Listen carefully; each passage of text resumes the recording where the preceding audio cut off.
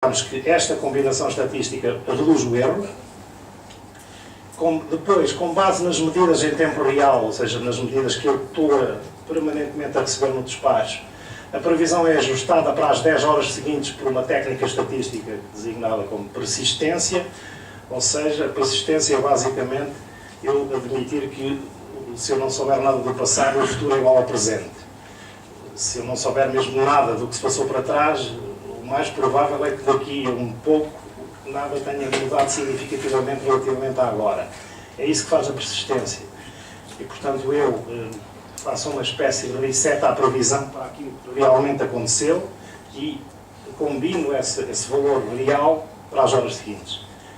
Nós estamos hoje a trabalhar com previsões em 103 parques, 50% em número, 78% da capacidade total tem telemedida. Portanto, nós temos muitas telemedidas, mesmo de parques ligados na rede de distribuição, e com base nessas medidas trabalhamos a previsão. E, finalmente, aplicamos um fator de escala para a capacidade total em Portugal, considerando as medições históricas obtidas pelos contadores, porque, como eu não estou a medir em permanência os parques todos, eu só faço a previsão para uma parte, tenho que depois fazer uma extrapolação para o total para ter o equilíbrio do sistema, ou seja, este fator de escala dá-me a previsão da produção eólica global do país em cada hora, e é isso que eu preciso para equilibrar o sistema. Trouxe-vos aqui um exemplo. A previsão da produção eólica normalmente funciona muito bem, mas há dias assim. O que aconteceu aqui, portanto, esta curva amarela, isto é o dia real, 4 de abril de 2016. Esta curva amarela é a previsão. Portanto, eu tenho aqui um período de 24 horas e esta curva verde, supostamente, se a previsão estivesse a funcionar bem, deveria ser muito próxima da curva amarela. Aquela curva é simplesmente um fator de escala desta. Portanto, é a tal escala para o volume de produção global do país. O que aconteceu aqui foi aquilo que tecnicamente se pode designar como um erro de fase. Portanto, eu tinha uma previsão eólica que me dizia que a eólica ia começar a subir às 10 horas, mas de facto ela começou a subir às 4 horas. Portanto, eu tenho um avanço de 6 horas em que comecei a ter excessos de energia. Quando isto ocorre, há ou falta, se o erro for em sentido inverso, ou excesso de energia. E é aqui que funciona a reserva. Portanto, quando há excessos de energia, eu mobilizo centrais hidroelétricas reversíveis para criar um consumo artificial e equilibrar o sistema, absorvendo a energia em excesso. Se o erro fosse em sentido contrário, eu desmobilizaria centrais tradicionais para acomodar a produção eólica. É assim que funciona o equilíbrio do sistema. Isto ocorre, felizmente poucas vezes, mas ocorre. Normalmente a previsão eólica funciona e para o erro a 24 horas já hoje é um erro inferior a 20%, o erro para as próximas 6 horas é um erro da casa dos 10% e um erro para a próxima hora é um erro já residual na casa dos 5, 6%. E, portanto, no curto prazo, eu tenho um nível de confiança na previsão eólica bastante superior àquele que tenho quando estou a fazer a previsão para 24 horas em avanço. Isto que vos trouxe aqui é um outro desafio com que nós nos deparamos e que não tem a ver já com a produção eólica, mas, de alguma forma, o facto do sistema português ter entrado em regime de mercado em 2007 transformou também completamente e, ao mesmo tempo que estava a haver uma elevada penetração eólica, nós mudámos de um sistema de despacho centralizado em que a REN decidia quais eram as centrais que entravam no sistema, para um sistema baseado em mercado, em que é o mercado que decide quais são as centrais que produzem. O que acontece é que, isto é um caso real, estas barras para cima significam exportação. Isto é o programa da interligação hora a hora. Isto começa às 23 horas, porque o mercado tem sede em Madrid e nós temos uma hora a menos, não é? Portanto, a primeira hora do mercado são as nossas 11 da noite. o que acontece é que o programa do mercado tem variações também muito significativas. E, por exemplo, vejam aqui que eu tenho aqui uma rampa a descer de 1300 megawatts portanto, o sistema estava fortemente exportador, deixou de estar fortemente exportador e no final da noite passou a estar outra vez fortemente exportador. E isto não é por acaso, esta descida da exportação com subida no final da noite tem tudo a ver com a bombagem hidroelétrica. Portanto, o que aconteceu aqui é que durante estas horas esteve a haver consumo no sistema português noturno para absorver energia eólica, mas estas variações são um desafio porque é preciso que o sistema tenha flexibilidade para, em 10 minutos, modificar o programa de geração de maneira a fazer estas rampas. E, portanto, aqui, e tal como eu vos vou mostrar relativamente à eólica, as centrais rápidas de hidroelétricas têm um papel decisivo. É impossível fazer estas mudanças rápidas com centrais térmicas. E, como a eólica naturalmente também não obedece àquilo que nós lhe pedimos, a única forma de fazer estas rampas rápidas é com um sistema com base em hidroeletricidade. Casos reais. Então agora vamos a situações que aconteceram.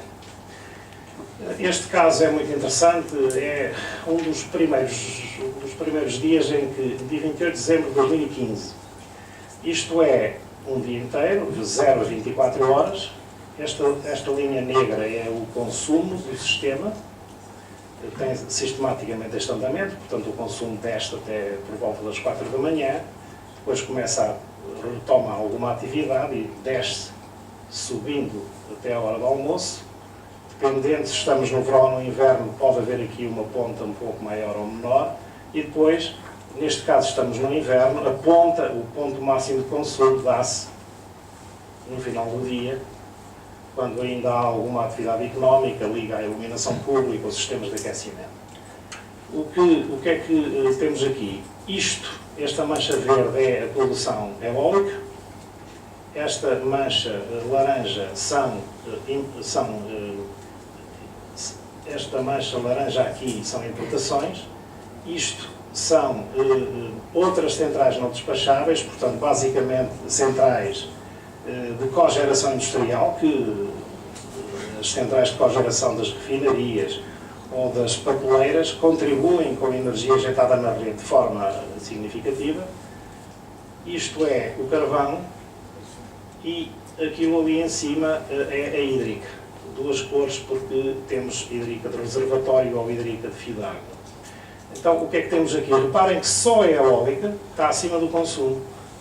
Portanto, como é que foi absorvida esta energia? Esta linha negra mais estreita é o consumo artificial que foi adicionado ao consumo real em bombagem hidroelétrica para absorver este excedente. E isso vê-se aqui. Eu tenho aqui 6 centrais hídricas com a sua produção durante este dia e vejam, por exemplo, o que aconteceu aqui na Central de Alqueva. A Central de Alqueva esteve a absorver energia, portanto, quando é para baixo de zero está invertida, a central está a consumir, passa de bomba para gerador, para bomba para gerador, para bomba novamente. Esta é outra central do Alqueva. O Alqueva tem 2 centrais neste momento, uma central original e outra que foi feita uns anos depois, e fazem este ciclo bomba, gerador, durante o dia, à medida das necessidades do sistema. A mesma coisa, por exemplo, aqui na central da Aguieira, bomba, gerador. Esta é uma central lá em cima no norte, no sistema Cava, bomba, gerador, bomba. E, portanto, esta variação ao longo do dia pode ser, esta mudança de estado pode ter sido determinada por mercado, ou seja, o produtor programou as centrais para funcionarem desta forma, mas também pode, e muitas vezes é, mobilização extraordinária feita pela REN para equilibrar o sistema. E, portanto, esta capacidade reversível é o que permite que um sistema funcione com uma quantidade de energia eólica que é superior ao consumo. E, portanto, aqui este é um exemplo em que as renováveis excedem o consumo, e aqui nem foram as renováveis, foi só a eólica, mas acontece muito também com hídrica mais eólica, e as renováveis excedem o consumo em alguns períodos a bombagem hidroelétrica e as interligações, porque, reparem, o que é que aconteceu aqui? Eu estou a exportar, portanto, o que está para cima desta linha é exportação, para cima do consumo. Mas no final do dia, já há aqui alguma importação, mas também há bombagem. Portanto, no final do dia, o mercado produziu um fluxo importador para alimentar a bombagem. E, portanto, no mesmo dia, acontece importação, exportação, bombagem e geração, e isto permite adequar o sistema, equilibrar o sistema à variabilidade da eólica, porque reparem que neste mesmo dia, no final do dia, a eólica começa a descer significativamente. E aí, esta falta, digamos, da eólica que está aqui é compensada de alguma forma com esta importação. Outros exemplos. Este caso da esquerda é exatamente o mesmo que vos mostrei atrás, mas só está aqui para comparar com aquele. Portanto, nós temos aqui, isto é o dia 28 de dezembro de 2015, este é o dia 12 de novembro de 2015, um mês e pouco antes. Não há verde, ou seja, não há vento. Neste dia, isto é um extremo, isto não é normal, não é? Mas de facto, há extremos assim, 4 megawatts. Portanto, 4.000 para 4. Melhor, de 4 para 4.000, porque este foi antes deste, mas há dias assim. Estes dias não têm nenhum problema desde que a previsão esteja certa, porque evidentemente o sistema já está preparado e antecipadamente os meios de produção já se estão ajustados para funcionar com esta falta de vento. É evidente que o que acontece aqui, reparem que aqui basicamente eu não tinha produção a gás, que é este branco que está aqui, e agora aqui tem o gás ocupou o seu espaço. Não é? Mas isto são dias extremos para mostrar um dia médio, nem é isto, como é evidente.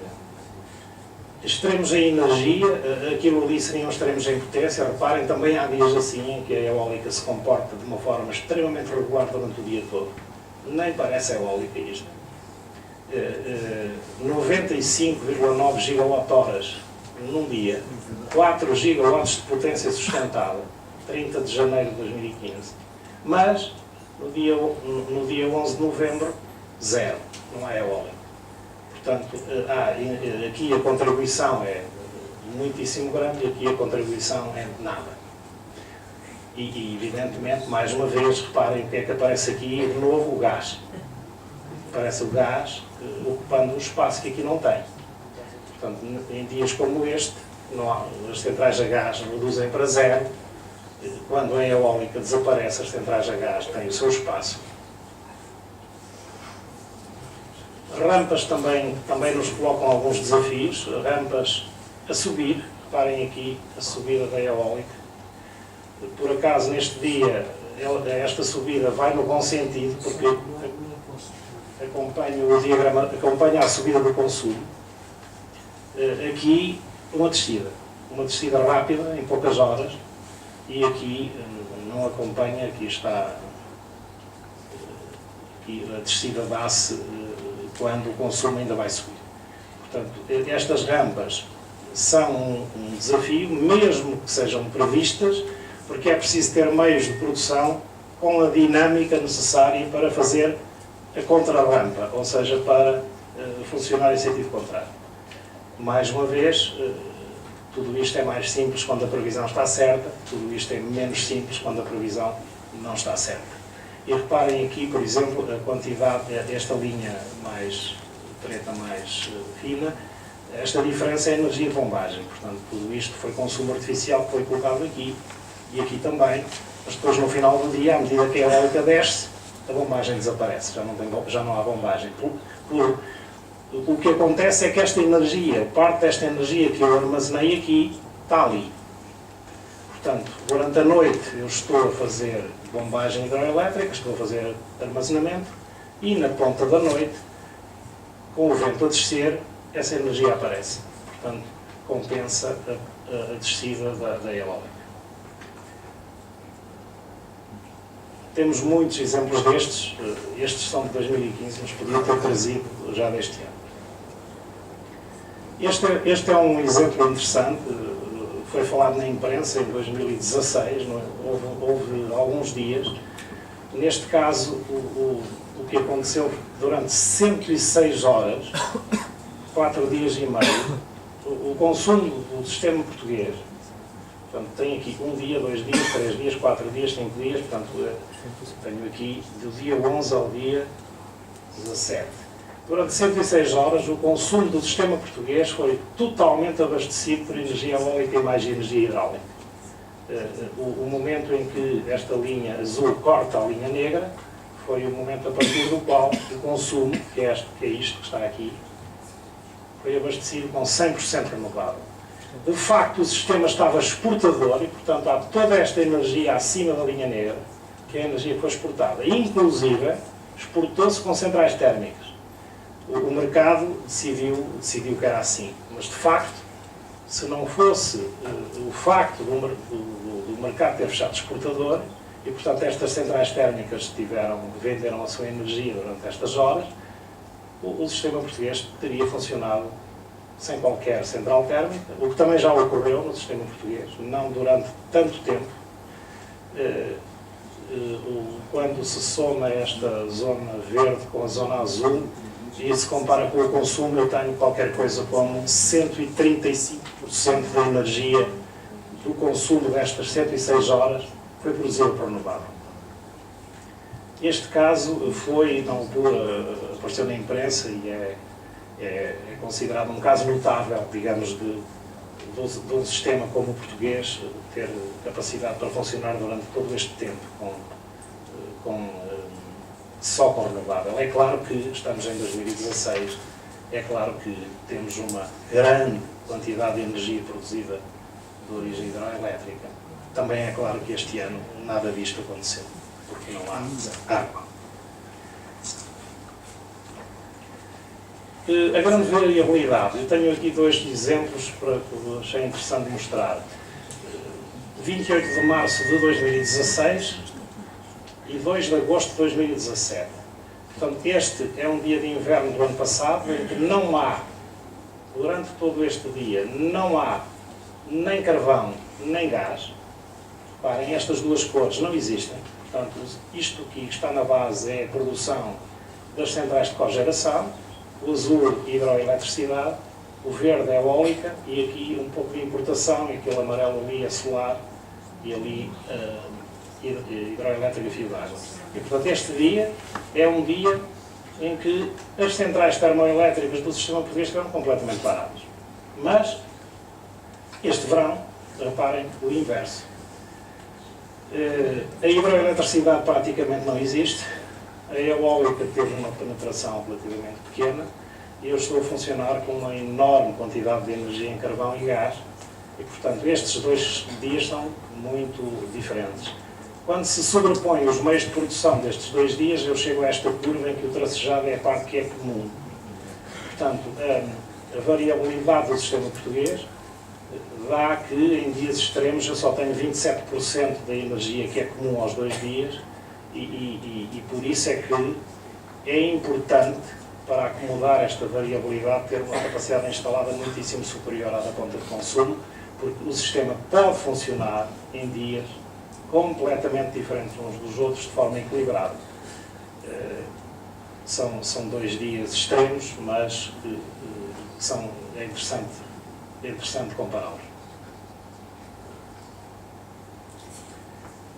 Bom, depois destes casos reais, a conclusão é que o sistema português conseguiu ser muito bem sucedido na integração desta revolução eólica e os fatores críticos de sucesso são vários.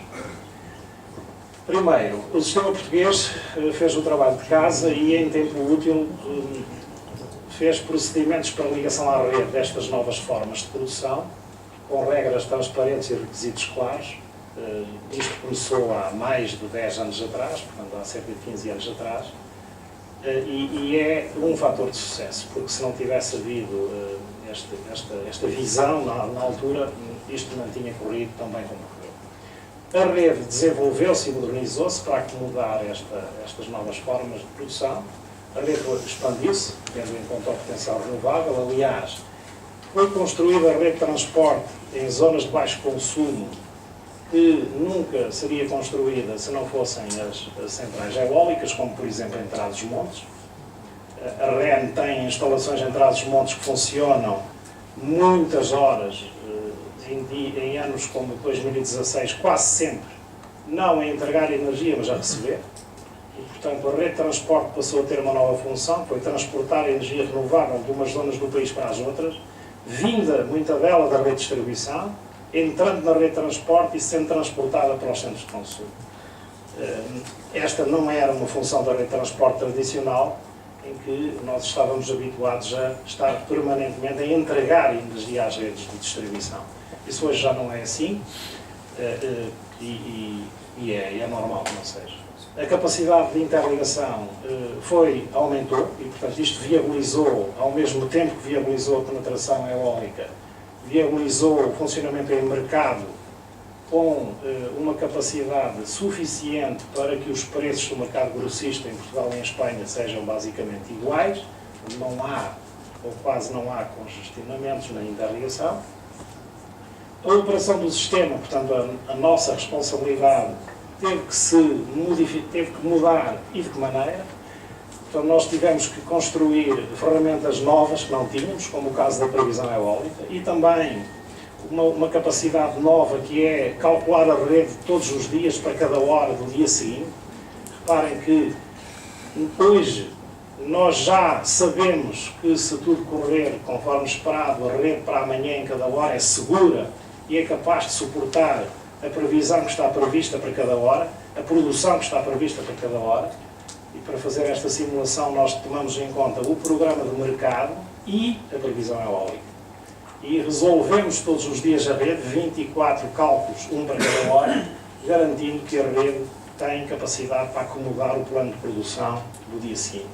Se não tiver, nós temos a autoridade para impor modificações ao mercado para se adaptar às restrições da rede. O mix de geração do sistema português é muito flexível. A hídrica com bombagem, o armazenamento em albufeiras, como eu mostrei, é absolutamente essencial para que seja possível evitar cortes de eólica em casos de excesso. Obviamente que a rede de transporte também se preparou para uma nova época e, portanto, temos níveis de fiabilidade que são dos melhores da Europa. Isto não acontecia há 20 anos atrás, portanto há aqui um trabalho de pelo menos desde o ano 2000, desde aquele famoso dia da cegonha. Mudou tudo. Nós passámos de uma rede que era uma rede frágil, uma rede com aquele tipo de situações que na altura nos envergonhou a todos, para uma rede que tem níveis de fiabilidade que comparam com as melhores redes da Europa. E hoje adotamos as melhores práticas de gestão de ativos, ou seja, estamos a introduzir esta componente de gestão de ativos na manutenção para melhorar a nossa eficiência e, evidentemente, porque o regulador nos pressiona para que façamos uma gestão eficiente da rede. E, finalmente, regulamentação e códigos. Portanto, isto é muito importante. A REN sempre esteve ao dispor do legislador para colaborar em tudo o que foi preciso. E os novos códigos de rede europeus, que recentemente entraram em vigor e que acrescentam novos requisitos que permitirão um nível ainda maior de penetração de renováveis relativamente ao que temos hoje. E para terminar, antes das vossas perguntas, pus aqui alguns tópicos de coisas que são desafios para o futuro. Portanto, quando eu vier aqui fazer a próxima apresentação, daqui a alguns anos, já posso falar destas coisas. O que está a acontecer no sistema português e nos sistemas dos países evoluídos em geral é que há cada vez maior quantidade de produção dispersa ligada nas redes de distribuição e é preciso ter esta realidade em conta para manter o sistema em equilíbrio. Vai aparecer, do ponto de vista regulamentar, isso já está previsto, flexibilidade do lado do consumo, ou seja, nós ainda estamos num paradigma em que a produção segue o consumo, mas é possível imaginar um sistema que os consumidores também se ajustem para as situações de acordo com sinais económicos, para que adaptem o seu consumo ao preço do mercado e de alguma forma contribuam para o equilíbrio do sistema. Isto não é ainda uma realidade, mas vai ser uma realidade no futuro de certeza. O impacto da mobilidade elétrica, que nós já andamos a falar há alguns anos, mas que vai de certeza ocorrer, não sabemos exatamente quando, e que pode por si só ser uma nova revolução no sistema elétrico. O aumento significativo do armazenamento em baterias, nomeadamente nas próprias baterias dos automóveis elétricos, que coloca novos desafios ao sistema elétrico, e este um bocadinho mais a curto prazo, o que vai acontecer no sistema português nos próximos anos, o crescimento rápido da produção de fotovoltaica e o desaparecimento das centrais a carvão. O governo português declarou recentemente que a partir de 2030 já não haverá centrais a carvão a funcionar. Diria que é normal, as centrais a carvão, pela idade que têm, naturalmente, não ficam até 2030, portanto basta deixá-las morrer de morte natural. E a produção fotovoltaica vai, de certeza, aparecer. Há muitas intenções neste momento, não temos concretizadas, e, portanto, o sistema vai ter aqui mais uma importante modificação do mix de produção. O que eu acho que o nosso sistema vai continuar a precisar é das centrais a gás, que desempenham, como eu vos mostrei, um papel importante para quando estamos a passar um ano como este. E tudo isto, mantendo nós o foco que é o sistema elétrico fiável e a garantia de abastecimento em padrões elevados. E, com isto, terminei.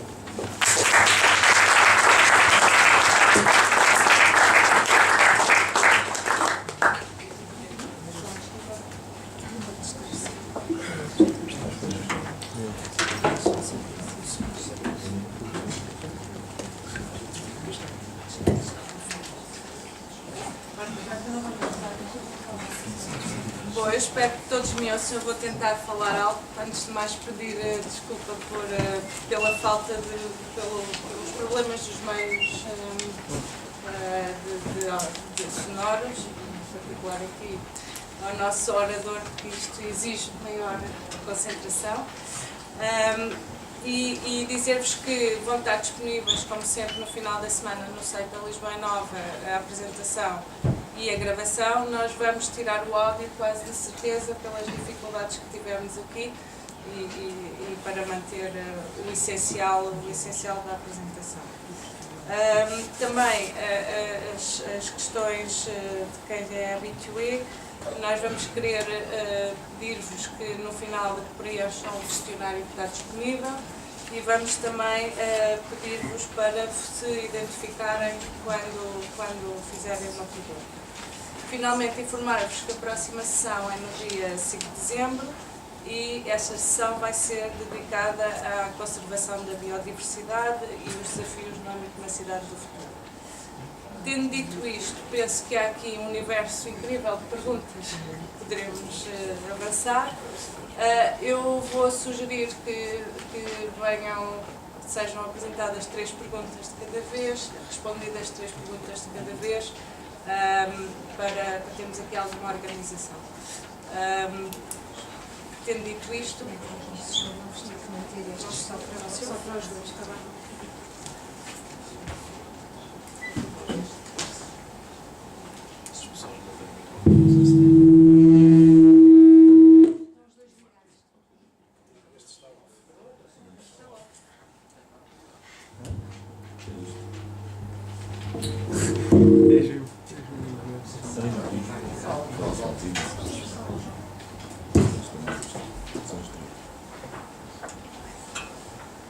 Com todas as restrições, eu vou dar então a oportunidade à plateia de questionar aqui o nosso orador, a quem agradecemos desde já a excelente apresentação.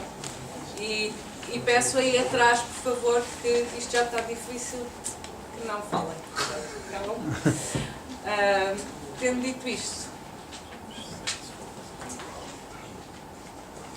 Posso? Bem, então, boa tarde, quase boa noite. O meu nome é Rodrigo Silva, sou aluno de doutoramento na Faculdade de Ciências da Universidade de Lisboa. Trabalho na área da previsão fotovoltaica e por isso fiz esta apresentação com uma muita oportunidade de ouvir a experiência de quem não é que trabalha nos modelos, mas que os usa e que os aplica em alguma coisa.